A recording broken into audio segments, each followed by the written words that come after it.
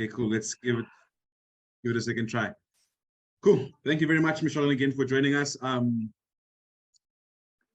did have a look at the questions I did send you briefly, but Yeah, we'll have a look. yeah. Did you have any thoughts about them? Are you comfortable with them?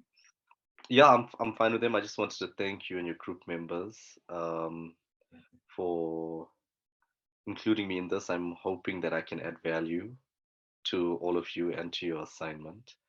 So let's see how this goes. Thank you. Appreciate it. Okay, great stuff. I think just to start off, we just want to just hear from your side. How did your leadership journey start? So how? Sure. I think it was from primary school days.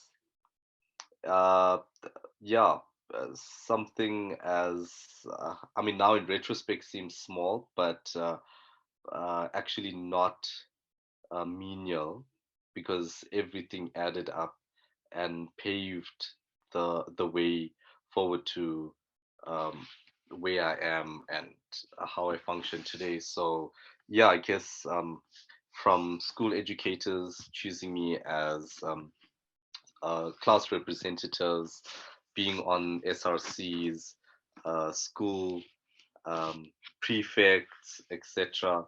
I mean, now that I'm grown up, I firmly believe that it definitely is from a strong and early foundation because there's simple things that you're groomed in earlier on that make you confident, that make you confident later on in life. So we're not we're not scared to stand up in a classroom.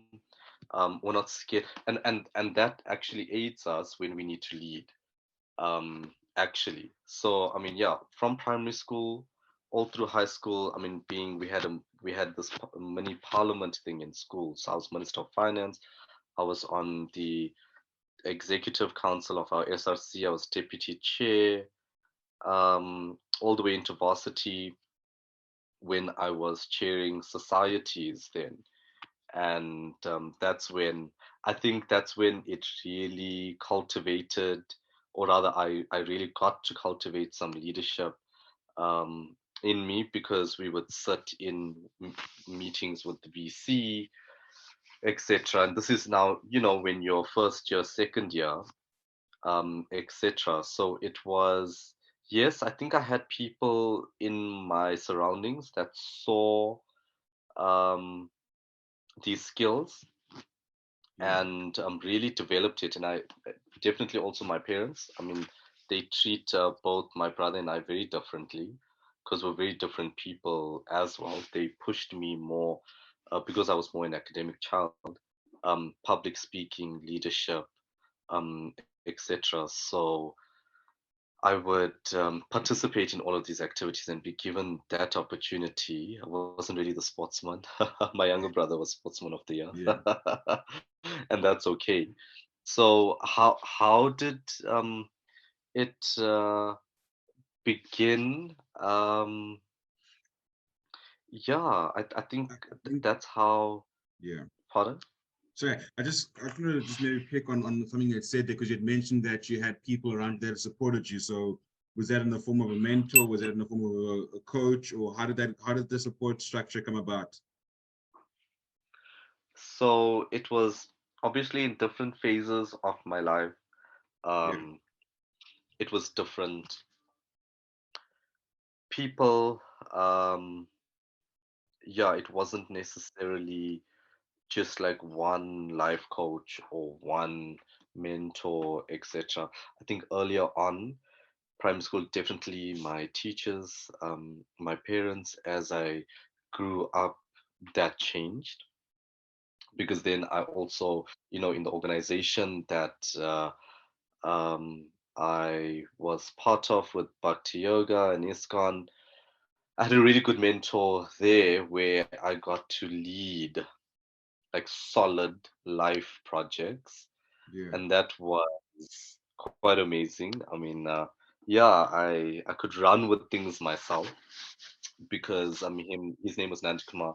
He Yeah. saw the leadership potential, and I started the temple's first restaurant.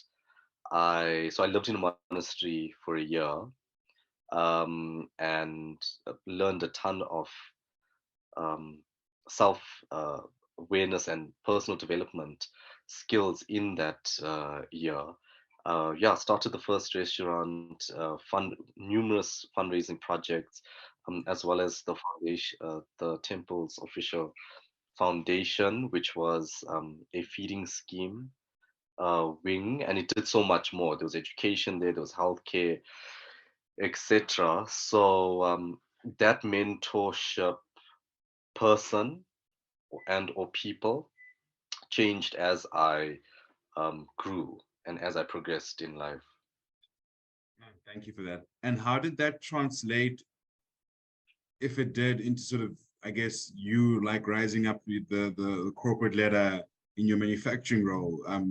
Because you went from being like a chemical engineer intern to a products engineer, and then at a later stage you were GM, and now I think you're executive. So how did you get to that? How did that mentorship you received from the monastery translate into you becoming the type of individual that you are in manufacturing? So in numerous ways, and like I say, it was all building up. So the years or the time spent in the monastery definitely was more. Sorry, I need to sneeze. It's okay. Excuse me. I'm allergic to pollen, and it's Yeah. pollen season in South Africa. Oh my goodness, No. what fun! So definitely everything that I've made mention of now, right? So um, being class representative in school, it was years and years of deliberate leadership, coaching, mentoring, because I'd go for these leadership sessions and connect talks. And then, I mean, from school level, you'd interact with other fellow leaders, etc. What that did when I stepped into corporate, that really gave me a refined mannerism. Because as much as we want to stand out in corporate, and each and every one of us has a skill set and has a value system, or value to add to a company, there is also, excuse me, there is also a certain level of conformity. So what that did was, um, from a very young age, and it was in school and further developed in varsity, and as I was leading all of these projects in at the monastery, I mean ISKCON, it gave me insight on number one, how to behave, how to um, add and how to be innovative, but also it it taught me how to um, not fall within the cracks, but take the conformity and excel with it. So and it allowed me to identify where and when I need to conform, when and where I need to innovate, etc. Taking that to corporate, it Yeah. made me fearless Just because I yeah. already did all of this. Yeah. I led multi-million rand projects already, right? I mean, from school days, it was 1,000 rands worth of Yeah. projects. I mean, that was big primary school, high school, right? And as I grew, the the capex increased. So because I already did this and I had a very early start at leadership, leading a team, people management, and EQ, I had a lot of time to experiment. And when I say experiment, to fail, to see what's worked, what hasn't worked. And again, remember, this started like, sure, from the time I was maybe grade three, grade four, right? That's how old? 9, 10, I think. Yeah. It's about 9, 10. Uh, Yeah. yeah, I don't know if I was class rep at like a preschool or nursery school, probably. Yeah. But it was a deliberate grooming And because of that deliberate grooming, it was experience. So now when I'm in corporate from an intern, I Yeah. could be I was already reporting to the managing director in my 20s, and Okay. that's what I just recently turned 30, Yeah. and that's what's happening. I'm reporting to the managing director. I mean, the next step for me is directorship. This Yeah. is a little unheard of, right? Yeah. Lead three teams.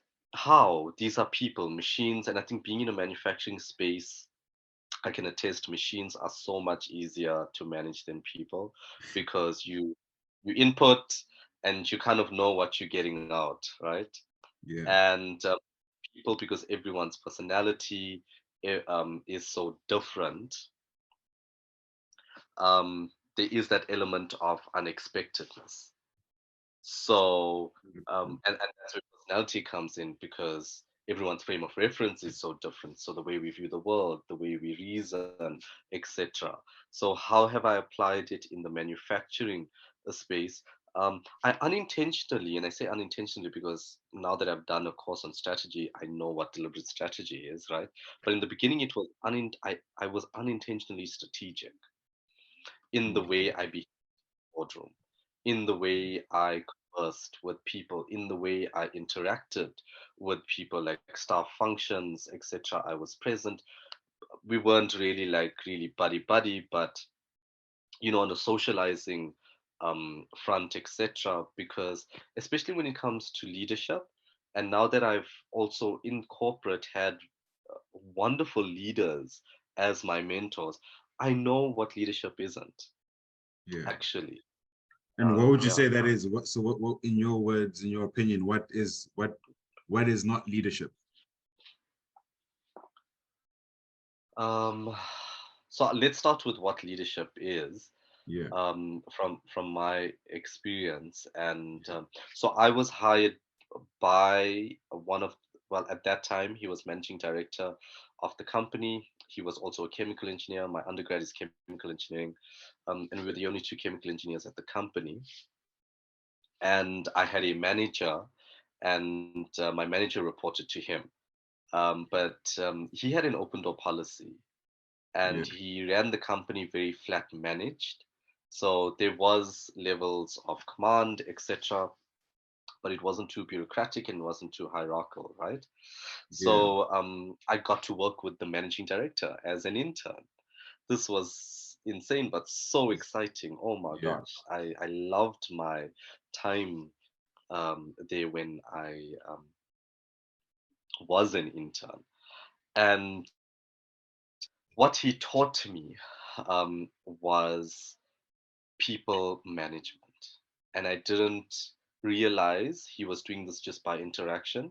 I only realize this now that I've done a course on engineering management and I've done a course on people management and I've learned all of these skills. And I'm like, oh, hang on. I actually learned this when I was an intern, respectfully, right? Yeah. So what he taught me was, and something that I learned in the monastery as well, is that people are the organization. Your people are first. You put your people first, and your team, your organization, your systems, whatever it may be, um, will run smoothly. And being a process engineer, we specialize in processes. Yeah. It will run efficiently as well. It's easier said than done because you have to be so hyper aware of individual personality types, characters, etc. So when I look at what leadership isn't, it isn't someone, or it isn't a system that includes. So inclusivity is big with leadership. It isn't someone that communicates cross-functionally.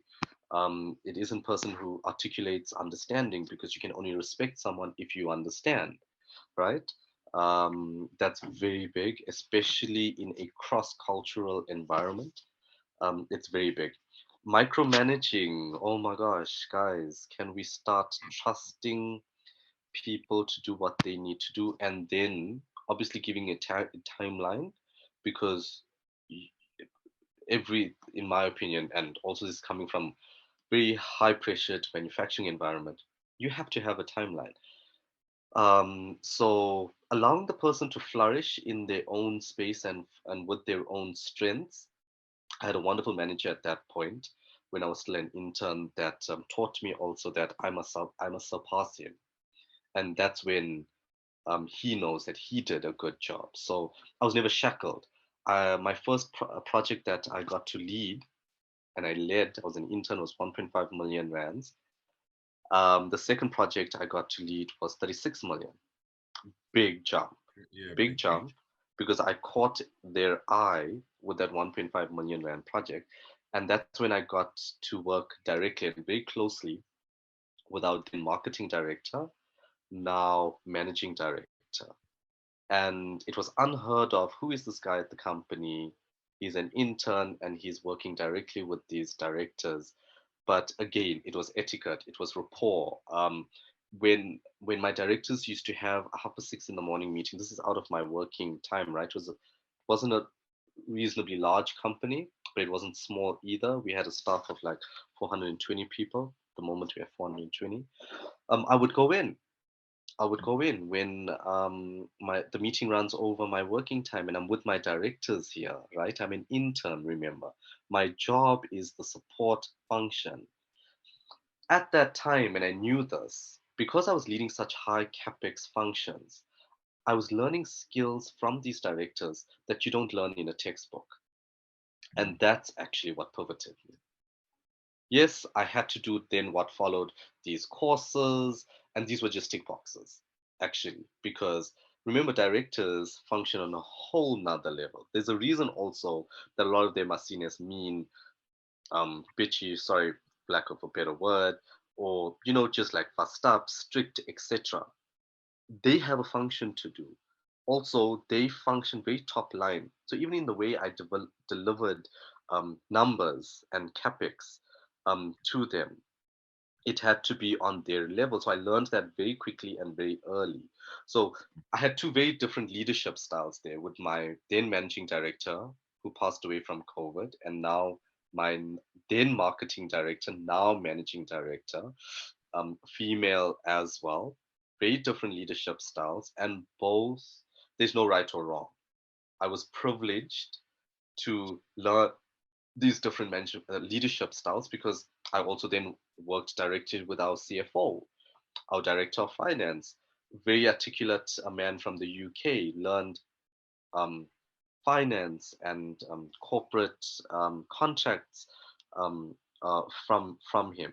So and I've unintentionally become passionate about this topic because I've just been surrounded from ISKCON and deliberately having different mentors and different leadership styles. So one of my mentors is Sharadia. She's now partner at a consulting firm, a very bright young lady, who at the time, was a manager, senior manager, etc. And now she's made partner, right? So I'm deliberately also choosing sponsors and or people that I can learn from in my circle that are diverse, because as a well-rounded leader, I cannot focus only on what I perceive is my leadership style. I need to be agile, Yeah. especially in a multicultural society and a multicultural functioning team. With reference to everyone's frame of reference is different. So just with your team, Grayton, Pierre, Yeah. Peter, I see Fernando. Hi, Fernando. Would be different. I'm not sure, is that your lecturer or is that your teammate? No, no, he's a teammate. Okay. He's So smart enough to be all our lecturer, but he's a teammate of ours. okay. So all four of your leadership styles Yeah. would be different, right? Yeah. And I don't want to say that I've been lucky, because remember, when I finished my degree, I didn't just land an internship. I applied to 136 companies, and I remember this, and this is going to be my success speech Yeah. when I'm with Elon Musk, I guess. I applied to 136 companies, and of that, 242 positions. I Yeah. just wasn't landing an internship. I had a gleaming academic record from varsity. I was a chemical engineer. That was my second degree. My first degree was computer science. I was so active in leadership things at university, etc. Right? Yeah. And I just became so good and so skilled in interviewing, and I now do that as as a side hustle. It's one of my businesses where I coach interns and I do CVs and cover letters, etc., for graduates and stuff. So I have the ability of taking the situation and turning it to my um, win, but also when life gives you lemonade, make a pickle. So pickle is like preserved fruits, vegetable. You need to give Pia and Fernando. They don't know what that is, Yeah. Grayton. No, we'll So, definitely so make it yeah. happen. Sorry, Yeah. I don't know if I digress, but I think that was all cumbersome in terms of what is leadership and It, what it is it not. But definitely was. for Thank you. me, Yeah. very, very people centric. 100% agree with you.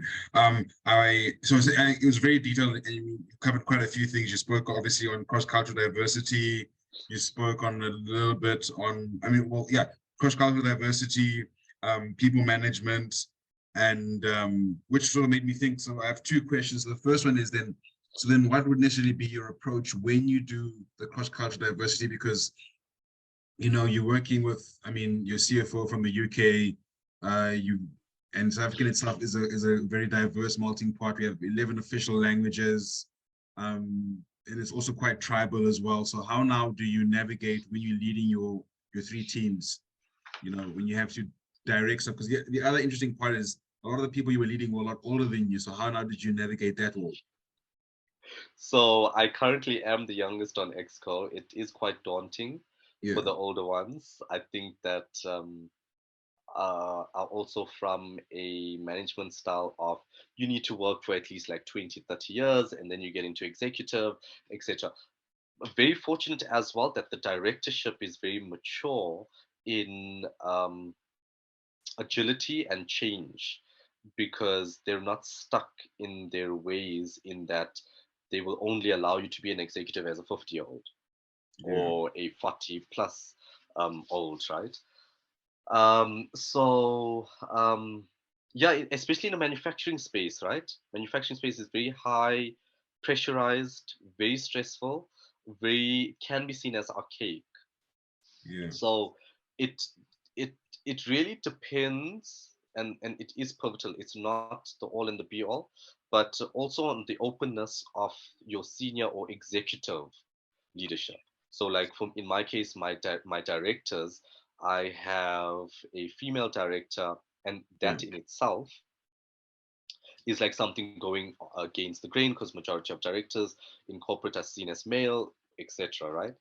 So, yes, in the beginning it was quite challenging because I had to spend a lot of time to win respect because I'm so young. Oh, like what does he know? Can he do a job? Like he's going to be instructing me. yeah, One of my superpowers. And this comes again with knowing self. Actually everything is self-awareness, personal development. Because if you know yourself so well, your triggers, your strengths, your weaknesses, etc. Because I could have crumbled so many times, right? Here yeah, I am, the youngest on Exco. I need to lead three teams across two sites.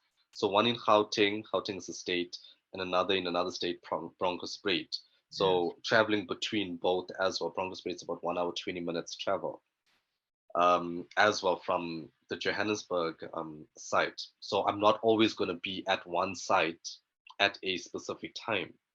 So that's six teams. My superpower, and also, is it okay if I take your Yeah, no, you question sure. after Go this, ahead. I think it'll Fernando? be great. Yeah, 100%. Go ahead. Okay. Mesharlan, thank you very much. I don't want to cut you there. That when you said superpower, you got me into really interesting. So I will just let you finish with your where what you were trying to say right now, and then after that I will make the question. Don't Okay. worry. Okay, no problem. Yeah, so one of my skill sets, and again, and I learned this about myself over these years, right, is that I'm the connector. Yeah. I have the ability, and it's really helped me in my profession because I have the ability to identify the gap and then provide the holistic solution. But how? Because I have the understanding and the background of whether it's the person or it's the process, etc. So growing up, I'm from a small dot town called Ranfontein. I used public transport systems. So our yellow train, it's not seen as the safest anymore. I mean, even then when I was using it, it wasn't the safest. Buses, taxis. This is your mode of transport for your working class community. Even if you own a car, it's just cheaper, more affordable because your middle class and your blue collar workers would use this predominantly because you've got other things to see to Mm. in your lifespan, right? What that did was that exposed me to people, that exposed me to different cultures because I would sit next to someone, I would start talking to them, and then I would learn from them. I saw this when I moved into the monastery, and racially I was the youngest Indian male there, and actually I was the only Indian male like living in as a newbie. It's called a bhakta. It's called a bhakta. So what that did was, sorry, I just need to grab my charger because I see that my PC needs battery life. What that did was that further exposed me to learn. So I also need to give attributes to the society I lived in and grew up in. I've always lived in, I didn't live in predominantly Indian areas. I mean, I'm South Indian, South African. My mom's North Indian, my dad is South Indian, right? So that, excuse me, cross culture in the family alone really helped in that. But the societies we lived in, we weren't in predominantly Indian living areas. So Mm. we lived in Afrikaans communities, we lived in more English communities, and what that did again, it forced you to interact. It forces you to interact, and when you interact diversely, you learn only if you're open, though, to learning. You understand, and then you can apply. So, how do I lead 3 teams? It's because I have this diverse knowledge now, racially, Yeah. culturally, gender orientation wise, and diversity is so vast. It's also generational wise as well. I'm working. I'm reporting to people that are in their 50s, but I'm also instructing one of our compliance managers. He's 57. He struggled in the beginning. He really struggled with me in the beginning because I'm old enough to be his son, and here he needs to take instruction from me. So it's also being sensitive towards that. I could have come in really hard, and this management style, not leadership, of I am your boss. You need to listen to what I'm saying. So I needed to approach him differently from my interns or my younger people. So I Yeah. needed to sit him down. I needed to reassure him, give him that confidence, and that hang on, I am qualified, I am experienced, I know what I'm doing. Let's work together. There's so much I don't know as well. Let's learn from each other. That's also like a great leadership um, attribute that I learned. Never stop learning. Don't feel and believe that you know um, everything. So yeah, don't know if I answered you, Clayton. But digress. Also bring me back. No, that's perfect. I just want to say maybe let's just jump off the call now because we're less than a minute and just jump back on the same link. Okay. Okay. Okay, perfect. Cool. And then Fernando, you can just ask your question when you Do you get want to back. save? Do you want to save, and then we'll go to Fernanda's question. Yeah. Okay, Perfect. great. Well, Sure. I think we had a question from Fernando. Fernando, yeah. yeah, Fernando. yeah, definitely. After beginning with my question, I want to thank you, Mesharlan, for your time. You're really giving us so much insightful information. And also after hearing you from your successful career, I really can relate a lot to a little bit to what has been your career. In my case, I have a really short work experience. I have worked for 3 years, but during this work experience, I also come into to a banking industry in Peru where people also has been there in their job positions for a while. I only had one subordinate, so one person that was even older than me. And at the beginning, he directly told me it's no, he didn't even directly told me, but told to my coworkers that was not feeling quite comfortable with like having taking orders from me because I was younger. But and at this in my way to trying to show up is I show up that I really know about what I was doing, and that I was also kind of, well, I have a lot of things to learn from all over people, even from my junior. But at the same time, I was waiting for some respectful insights in the way we could work, so we could work as a team. So I can really relate to that. But also, just well, in your case, it's even at the bigger scale, having 3 teams to manage. But what is, I don't know if you can tell us as a bit of information of what are the most important things that you look into your employees? If it's something about knowledge, it's about soft skills. I know that you're in manufacturing industry, so probably it's very technical at the same time. But do you look in your employees specifically, and what also do you expect your employees learn from you on the other side? Thank you, Fernando. I think thanks for sharing as well. I'm so happy that I get to add value. Yeah, and that I am contributing to your assignment. Um, so, this is one thing I learned when I started the foundation for the monastery, and I'm a firm believer of outsourcing. Actually, I don't take. I'm not ashamed to also ask for assistance, right? So, what I developed very early on, and this is gained from self-awareness, knowing self, I have the ability to then understand you, and that can only come from interacting with you, understanding your strengths, your weaknesses, etc. And I literally will exploit your strengths for you. So not necessarily for me, Mm. for you. Because by exploiting your strengths for you, me as the team leader, I'm winning already.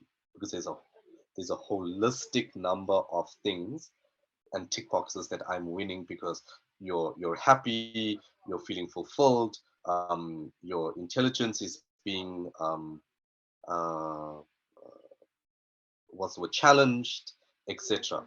So it depends what my need is.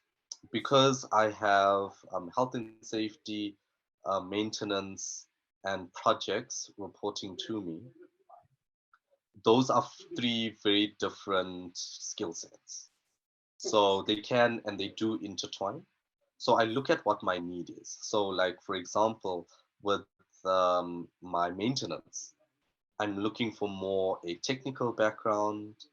I'm not really worried if they have a lower EQ and they don't really know how to interact with people, etc. I can upskill that. And that's also part of my responsibility, being that GM of engineering, is to bridge, right? It's also one of my skills. So again, on my requirement. So if I'm looking to hire a manager, I need technical. I need technical, but I also need a manager that is people centric, because then the teams are just going to be working in silos, and we're not going to align to the common goal. So, like, we're doing an intake for interns right now. So I'm looking at their academic score. But personally, I'm not only going to look at the A students, right? I'm going to look at also what do they do at varsity? Like, why is their grades maybe lower? I mean, it's a fact when you come from a more financially strained environment, you face a lot more challenges. So personally, as a hiring manager, I'm looking into that, trying to understand the person. Better, not many engineering hiring managers do this, but hey, I guess I'm the only one, right, Fernando? So yeah, to answer your question, it's not blanketed. It's not blanketed. Like, my expectations of and from employees, it depends on their role. It depends on them also. Are they working day shift? Are they working night shift? Because we're 24/7 here. in manufacturing. I can't put, I need to rotate the night shift people as well. I can't just keep Fernando and Pierre on night shift and then keep Grayton and Peter on day shift. I mean, you and Pierre could hate night shift, but I need to give you that experience and then put you back onto day shift. So obviously there's prerequisites qualification wise. So there's a certain level of competency, absolutely, that I'm looking for. I'm not expecting you to know everything. And again, it would depend on what level you're at. So for my managers, we're having more of a high level discussion. We're discussing more strategic things within the department, etc. I go in, I'm very on the ground because I know what that's like. It's also leadership quality as well. Interact with your people, earn their respect, actually, so that when I need information and I have to phone someone, I'm like, hey, I need this now. I've got a board meeting. I get it immediately, right? So all of my toolbox talks, it's led by my workshop managers or um, my compliancy managers. I go, I'm present. Unless I have a board meeting or a director meeting or something, I make time for that. I have an engineering weekly meeting that I include everyone in. Now, because I've got people, managers reporting to me and the subordinates reporting to them, I could just say that I just want to deal with the managers. No. Remember, I was groomed, flat managed. So I include everyone in that. And that's how you learn also about the plant.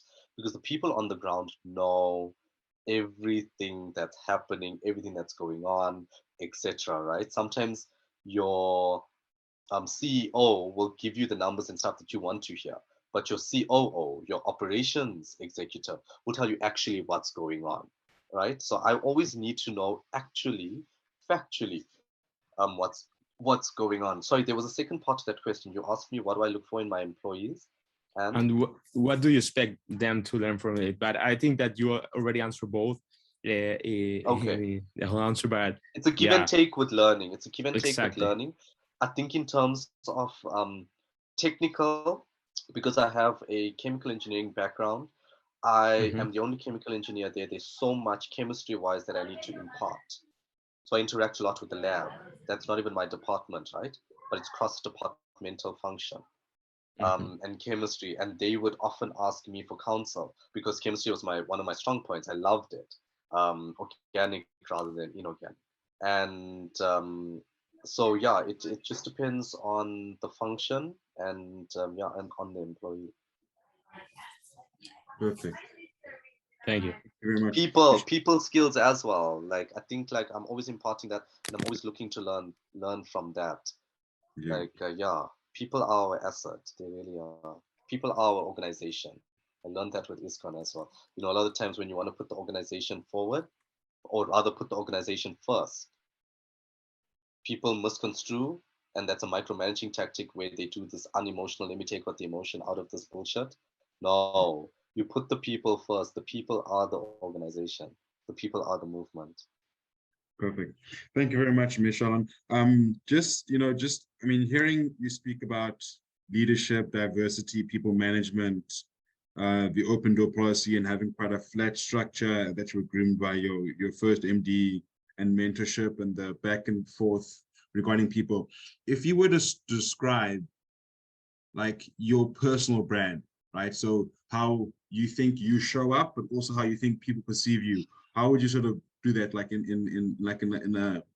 a few, not a few words that I don't want to limit you, but like if you could almost say it like as direct as possible, where like what's your punchline that you want to show up as, and then how you think you perceived as. Before I get to here, just one thing I remembered now, you know, so big with leadership and this whole topic of what we're speaking about, conflict resolution. Yeah.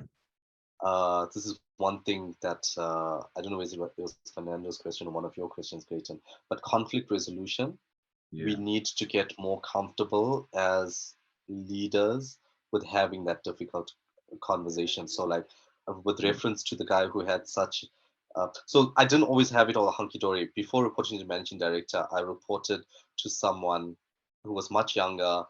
Uh, I I gave him a nickname which I'm not going to say here, but he was very like intimidated by me because I'm younger, I'm very strong personality. Who am I? Why am I reporting? Or working with directors, etc. I should only be working with reporting to him. Yeah. Wanted to put a lid on me, and that taught me also what leadership is. So, big thing, we can touch on conflict resolution a little bit later, and I'm not sure if it's part of your things. And I welcome questions Yeah. also on it, but very, very big conflict resolution and having those difficult discussions, because sure, you're going to be facing this on a daily, especially with people, I mean, being younger, and even if I were older and, people younger than me and etc., you need to sort things out without crippling the person, without breaking them down, without being narcissistic, without manipulating them, and, doing so in a healthy manner, that constructively, like, I'm not happy with 1, 2, and 3, but resolving. So to Grayton's question, my personal brand, I am the connector. I am the connector. That is so multifaceted as well, because uh, even in my dating space, I think I know what respect is. So I know when I'm not being given it, and I know how to self-advocate on that. So my brand, I'm the connector. I am people. People are my passion, actually. There's the scientific and there's this technical side to me. And this is where it's only a matter of time until I get into directorship, right? Because I've unlocked this so early. And I think it's because I had a lot of trauma. Trauma makes you funny, right? I'd like to think I'm hilarious. Um, I've had a lot of trauma and life experiences. Mm. Wasn't always easy. And it isn't. So all be part of my success story speech, but shaping me to who I am, my interaction with people. I find it so effortless to befriend. And so a lot of the times, even when I am with a significant other or trying to pursue dates, etc., they often feel like I threw them in the friend zone because, okay, a lot of the times I do. It's my toxic trait, and I'd make them work to try and crawl out of it. But I have this ease to connect with people. So when I say I'm the connector, I'm the connector to connect, disconnect. So be it in processes, systems, lines, people, etc. I will, and I think also there's a certain level of genuineness to me that I would connect with you organically, and that really helped me in my space, leading teams, etc. Because nobody likes fictitious backstabbers, right? So when you speak of personal brand, I love the self-reflection question, Grayton, because I'm gonna go back and ponder on it as well. I prefer the villain rather than the superhero, because when you're speaking about brand, and it's just something of superheroes will sacrifice you to save the world, but the villain will sacrifice the world to save you. And I will always choose the person. I will always choose the person individually, because I believe that, and I've said it time and time again, the people, the person, we are the asset, we are the organization. So yeah, I need to reflect a little bit more on that as well, Greta. No, My no. personal brand. I think honesty, if I have to think of words, honesty, integrity, um, showing up, presence. I always get the job done. I've worked with Grayton on quite a few projects as well. He knows if I don't need to sleep, we need to put in the time, and understanding, respect. Also put in the effort. Put in the effort. I mean, I went for, and it may or may not be relevant, right, to how I see the world, but I had 4 brain surgeries about 5 years ago.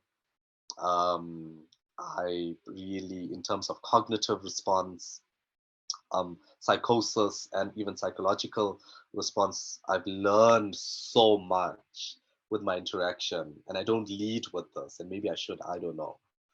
Yeah. But that's also definitely part of my brand and who I am, because it shaped my thinking, it shaped my interaction.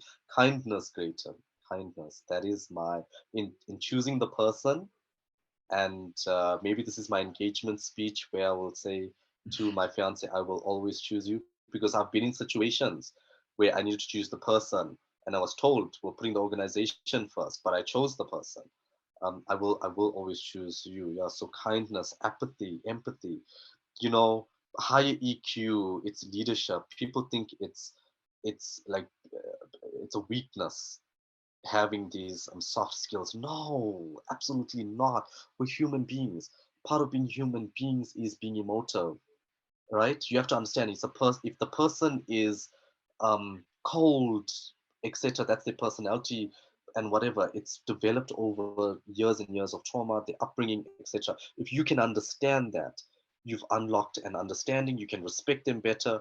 There'll be so much lesser conflict, because you understand them from their frame of reference and their functioning, and then you can just get so much of work. So then I'll know, okay, I'm going to give X, Y, and Z to Fernando, and I know this with my team. I know their strengths. I know who I can call immediately. Like, I need a Yeah. quick thing. I know, okay, this person I need to give a little bit more time. He's not going to function well under pressure, but he's really good in getting it done, right?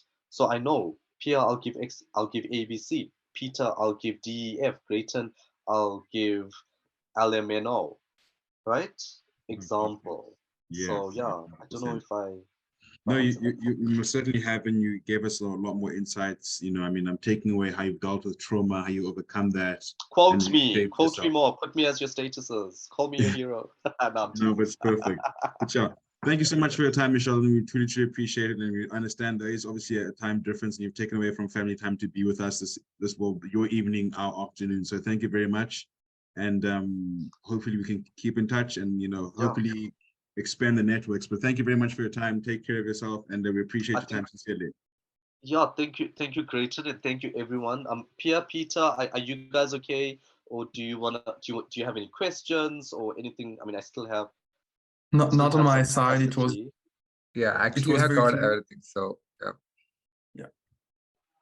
Okay, cool. I think yeah, from my side, if we need to continue anything over email, Grayton, or if we need to have another connect, I am available if you'll see the benefit and if you'll see the value. I just need to align, excuse me, my schedule like we did today. Okay. Yeah, So we yeah, certainly appreciate it. thank you all for having me. Thank you, I'm so Mesharlan. humbled that you all so value in me to add to your finance masters project. And yeah, I'm so excited for all of y'all, and good luck. I'm looking Thank you very forward much, to Michelle. hearing of Thank you so much. Thank you. graduation. Okay. All right. Have a good All right. evening.